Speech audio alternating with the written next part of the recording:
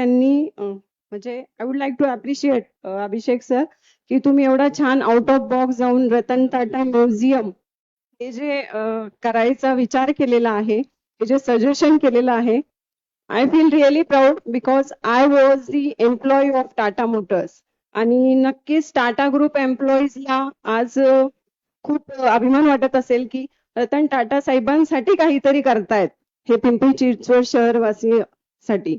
Second thing I would like to appreciate Barne sir की त्यांनी out of box जाऊन झूची जी concept आहे ती सांगितली आहे. कारण मला असं वाटतंय की आता आपल्या छोट्या मुलांना जर झूला जायचं असेल तर आपण डिरेक्टली जातो कात्रजला, इथे जवळपास कुठेच काहीच नाहीये. तर हा जो कन्सेप्ट सरांनी जो सजेस्ट केलाय तोही खूप अप्रिशिएट करण्यासारखा आहे. महापौर साहेब,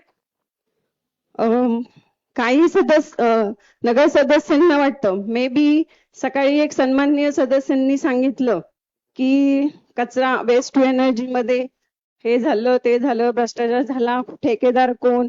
मला असं वाटतं की त्यांना फक्त मोशीमध्ये पुतळा आणि कचरा डेपो एवढंच दिसतंय, त्याच्या व्यतिरिक्त काहीच दिसत नाहीये. त्यांना सांगा तुम्ही की तुम्ही तुमच्या वॉर्डमध्ये लक्ष द्या, तुमच्या वॉर्डमध्ये काय नागरिकांच्या समस्या आहेत त्या सोडवा.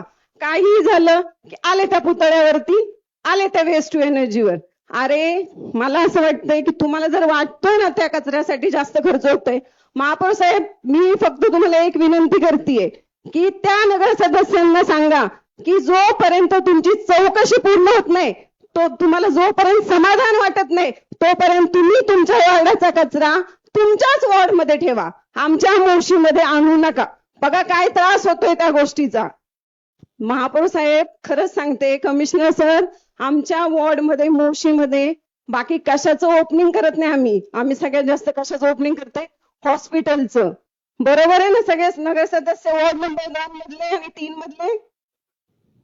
आम्ही हॉस्पिटलचं ओपनिंग करतो का?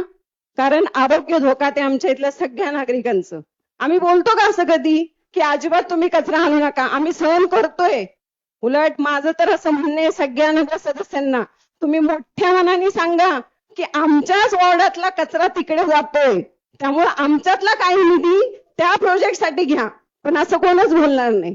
फक्त कचऱ्याला निधी जातोय, वेस्ट टू एनर्जीला जो जास्त निधी होतोय तो सगळ्यांना दिसतोय.